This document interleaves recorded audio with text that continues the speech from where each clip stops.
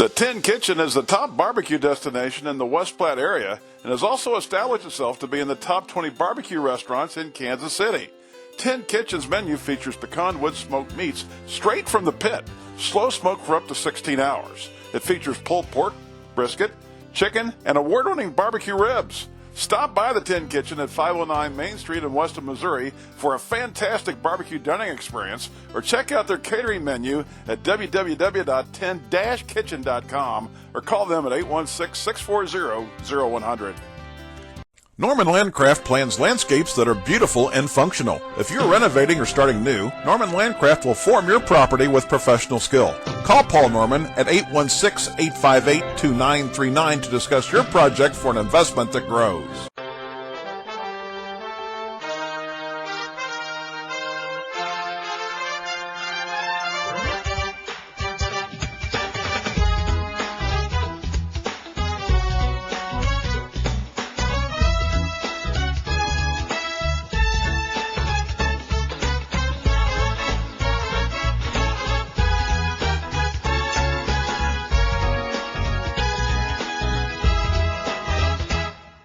Stone Canyon Pizza has been serving the Northland, Kansas City's best pizza for more than 25 years.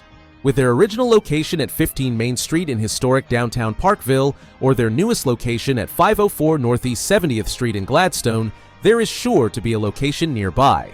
Visit their website at stonecanyonpizza.com to view the menu, specials, or to place an order online. Follow them on Facebook for the latest and greatest that is Stone Canyon. Experience more than just great pizza at the Stone Canyon Pizza Company. Hello, this is Jay Nauer with WestPlatteSports.com. We have with us head football coach of the West Platte Blue Jays, Coach Taylor Gallagher. The Blue Jays took on the Adrian Blackhawks in a Class 1 quarterfinal at Adrian last Saturday. This was a match that had two teams play each other for the first time in 20 years. Almost to the exact day in a playoff situation. Well, the game started off well with the Blue Jays as they took the kickoff and marched down the field and marched the drive on their first possession with a pass completion from Jet Chandler to Blaze Maestner. This is something we've come accustomed to seeing Maestner make another adjustment to the catch to get the first points on the board with a 7-0 score after a Joe Blake extra point. The Blue Jay defense showed an early strong presence and stopped the Blackhawk offense, and with a following punt and return, put the Blue Jays in decent field positions. And the Blue Jay offense proceeded to flex their muscles and scored on a touchdown run. That was off a Jet Chandler pitch to Canton Wilkins to get the second score to make it 14-0. Well, the Blackhawks came back with a big play as quarterback Laverne found some daylight and ran for a 60-plus yard touchdown. And the Blackhawks on the board, 14-7 score, and that's where the score remained at the half. Coach, your thoughts as the Blue Jays coming off with a quick 14-0 run to start the game was pretty impressive. The first drive absolutely scripted to perfection. And Blue Jays coming up with another quick situation where the defense stopped, I think, a 3-and-out, and then the Blue Jays able to take it off a short field and get in there after the pitch from Chandler to Wilkins. Coach, what were your thoughts, certainly at half with the score remaining 14-7, and what were your – and the momentum was kind of in a neutral position, I think, at that time. What were your thoughts? Yeah, I was happy with the way we came out and started the game, able to get the ball moving, get a couple first downs and settle down, and then obviously able to get some points on the board, and then they hit us with that big long run. They're still in the first quarter, and we just kind of misfit it, and he got through there, and it happens once in a while. But and then they kind of came alive. They got a little bit of momentum off of that and got after us a little bit with their defensive line, made some plays. And, for the most part, the rest of the game after that one score, our defense played lights out. They were flying around, making them earn all of their yards, took the ball away a few times. But, it felt like we should probably be up a little bit more than 14-7. We got the ball down inside the 5 there at the end of the half, and we're unable to get points off of it with a little bit of a wet field. And so, those things we got to clean up. but yeah, I think for the most part, the boys felt good going into half. You know, we kind of had a good idea of what we were going to see. We made some slight adjustments offensively and defensively to our protections and to some of our back end fits to make sure that we didn't give up anything big, and then able to come out and get a stop, you know, really helped settle us in. Certainly, as the Blue Jays came into the second half, boy, did they respond. They stopped the Adrian Blackhawks got the ball to start the second half, and the Blue Jay defense showed up in a big way on a quick 3-and-out to start. The following punt was a short one as the Blue Jays took control in the Blackhawk 41 and finished the drive with another touchdown run of 9 yards. Once again, the pitch from Chandler to Wilkins for Wilkins' second touchdown of the day. And the other 2 touchdowns that continued to work for the Blue Jays using their passing game in a big way. Another adjustment pass to a Masoner, and it just really showed the ability of both, I think, of Chandler and Masoner. Chandler's ability to get out and away and able to make that throw, and then he threw it up there to where he knew that Masoner would be able to make the adjustment, and that touchdown was big for West Platte to get up pretty well. And then we finished it off. The Blue Jays did the scoring there with a touchdown pass to Joe Blake, and as the Blue Jays were able to finish this one out 34-7. Once again, I think overall defensively, wow, I can't say enough about what this defense has done for a while as far as their shutdown capability. And the offense, you know, when they were on, Coach, they were really on, and that second half really showed what your offense can do as well.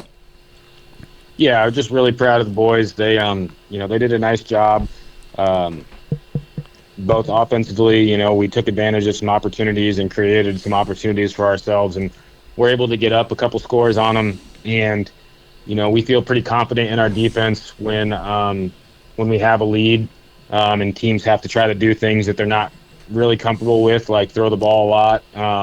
You know, it kind of plays into our natural skill set, and so once we kind of got into that position, you know, it gets difficult, I think, with some of our speed and athleticism to try to throw the ball and be efficient with it. Over the long term, obviously, you're going to give up completions and you're going to give up yards, but you know, just a nice job of the boys kind of taking charge of what we needed, getting ourselves into the right position in the game, and then you know, relying on what we do well to help finish it out. Certainly, it had to be. You know, your defensive backfield, I think, is fairly impressive. They can handle run situations, and certainly are very good. As we saw, the Blue Jays able to take an interception or two there in the secondary, but very good. I think big improvement that we've seen over your linebacking core over this last year, and certainly we saw that, I think, reflected in the way your linebackers played this last game as well. Yeah, for sure. I think that whole group, there's like, you know, 13, 14, 15 of those kids that are getting reps on the defensive side of the ball, and they all do a nice job of playing together, trusting one another, knowing their responsibility. And when they're all kind of locked in and doing their job, it allows them to play free and play fast and be, you know, be themselves, and you're not worried about a bunch of other things. And so it comes down to, you know, them being prepared, taking the preparation and the coaching seriously, and then, you know, when you do that, obviously you're comfortable enough to play fast, and you know, obviously that goes a long way with our kids. Coach, you make a great point on you got 13 or 14 people that perform there, especially there on defense. We noticed that you were switching out some people. Once your strategies on running teams, you know, I think it's a smart strategy to try to get them to where you get in a situation where they have to throw the ball. And with that, I noticed that you've been substituting some fresh legs, and that really helps out on the later stages of the game. Yeah, for sure. I mean, having a group of kids that can come in and play D-line helps get, you know, just a little bit of extra quickness at the launch of the ball with fresh legs. And then, you know, we've got some with Quinn and Mark and some of those kids, you know, on the back end. We've got some fresh legs that we can get a few reps here and there on the back end without losing much production. Well, the final score, 34-7, the Blue Jays advanced to play in the state semifinals. This is a big deal here for sure as we get ready to go here for a Saturday game that will be really interesting as we go to Tipton, Missouri. And we'll be back to talk about that right after this. For the best in chiropractic care in the West Platte area, you need to contact Dr. Chris Kinslow. Get rid of that pain in the neck. Check out his location at 2204 Kentucky Street in Platte City, Missouri, or give him a call at 816-812-8262 for the best in chiropractic care in the West Platte area. At 640 Pizza and Pints, their menu offers signature pizzas, sandwiches, salads, and more, and also feature gluten-free, quick bite, and vegetarian options. 640 Pizza and Pints are a staple in the area, located in the heart of West Platte at 710 Thomas Street in beautiful downtown Weston. At 640 Pizza and Pints, they say to be weird, be you. Order online at 640pizza.com or call 816-386-4130 for carryout or delivery. The Barty Law Office is the place to go for your legal needs, specializing in estate planning, elder care, probate, and real estate attorney needs. For the best representation by attorney, it's your best interest to turn to the Barty Law Office. Give them a call at 816-386-4025 or check out their website at bartylawfirm.com. Reese Nichols Weston Bend provides a remarkable home buying and selling experience. If you're looking for residential, urban, rural properties, or historic homes in the West Platte area, you need to contact the good people at Reese Nichols Weston Bend for the best personal service that you deserve. Do yourself a favor and give them a call at 816-640-2600 or check out their website at reesenichols.com/Weston. Or better yet, stop by their offices at 18272 Missouri State Highway 45 at Weston. Attic Storage of Platte County is your place to go for storage needs that can be climate controlled with large to small sizes. Attic Storage of Platte County has it all for you with tight security. Conveniently located near the Platte County Fairgrounds and just off I-29, stop by and check them out online at attic-storage.com or call 816-858-2511 and ask how you can get free coffee with your storage rental. All right, welcome back. We've got Coach with us here to talk about the next opponent, and the Blue Jays, for the fourth time in Blue Jay history, have gone to the semifinals. And it's a special group here, Coach. The fourth team to be known to go there, going back to 1973. So I tell you, this game here, Tipton, is not only proven to be a situation where you're going to have a very competitive foe to go against here in a few days, but also we'll talk a little bit more. There's another factor that we both know about that we'll be talking about, but this Tipton team seems certainly to be very well deserving to be where they are, and I know that your preparations have been something that I know that you've played similar teams to that this year, but they seem to do some very good things, and I think they run the ball fairly well from what I understand. Yeah, they're a good football team. Obviously, to get where they're at, they do a lot of things. They'll throw the ball, they'll run the ball. Okay. They got a nice set of kids. I think they're going to be one of the hardest playing teams that we're from top to bottom that we've played for a while. That's kind of their identity, is to just play hard, play fast, play hard, play fast, play hard, play fast, and then on top of that they do some nice things offensively and defensively, and that's kind of their recipe. So, that's kind of what we're preparing for, is just a team that's going to fly around, that's going to chase the ball, that's coached well, that has good schemes, and, just all around, physical, fast-paced opponent. Well, certainly we're looking forward to that, Coach, and your team, a variable offense, which always you've got an offense that you can adjust one way or the other with your team through your running game or your passing situation. What do you see in preparation for this team? What are their strengths? I think kind of what I said before. Their strengths are just their tenacity. I mean, they're a hard playing football team. They're gritty. They play extremely fast. They get in your face. And so that's kind of what we're going to have to contend with, is just making sure that we match that energy.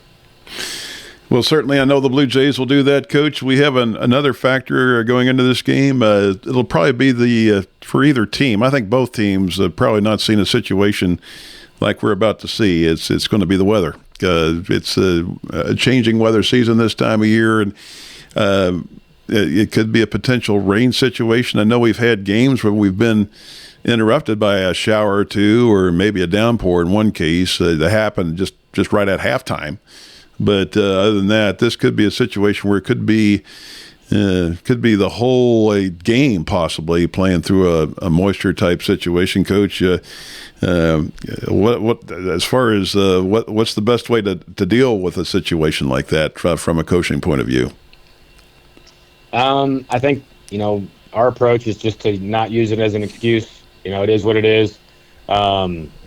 The forecast has been pretty consistent since last week that this is kind of what we're going to get. And so, we've discussed it, but at the end of the day, you can't really do anything about it. You gotta kind of wait and see once you get there what kind of condition the field's in, and what the balls are like and all that stuff. You can't make any big time adjustments to your game plan without knowing those things. But obviously, you got to be prepared both offensively and defensively for the game to change based on factors that you can't control. And so, I think it's definitely going to play a role, but at the end of the day, it is what it is, and we're going to have to, do what good teams do, which is, take what you can get and find a way. You bet, Coach. And as far as looking into the playing of the game, certainly, is this a situation where you might see on the average more turnovers on each side, you think, in a situation like this? It's certainly possible. I sure hope not from our side. Yeah. We're doing our best to try to prepare for that, but you never know what's going to happen. Again, it's hard to really guess or know what the actual conditions will be like. It looks like they have a nice field from the film. So I don't anticipate that before we start it'll be totally destroyed. But again, if it rains a bunch, it's hard to say what happens during the game. Obviously, the amount of precipitation during the game affects that. But, obviously a wet ball makes everything more complicated. All the ball handling stuff gets a little bit more tricky. So, on average, I'm sure that when it's wet, the ball ends up on the ground more. But, yeah. We're not going to take that lightly. So we're going to try to prepare to deal with that. You bet, Coach. Well, I tell you what, we wish you well as we get ready for this game. Of course, it's a post-Thanksgiving game, and I know your week is certainly different in doing that. And, Coach, I appreciate you taking time here a few moments before Thanksgiving to do this particular show, and we certainly wish you well going into the game Saturday, and the West Platte Blue Jays will root them on. Thank you, Coach, for your time today. Go Blue Jays. Yep. Thanks, Jay. Thanks for everything. Stone Canyon Pizza has been serving the Northland, Kansas City's best pizza for more than 25 years. With their original location at 15 Main Street in historic downtown Parkville, or their newest location at 504 Northeast 70th Street in Gladstone, there is sure to be a location nearby. Visit their website at stonecanyonpizza.com to view the menu, specials, or to place an order online. Follow them on Facebook for the latest and greatest that is Stone Canyon. Experience more than just great pizza at the Stone Canyon Pizza Company.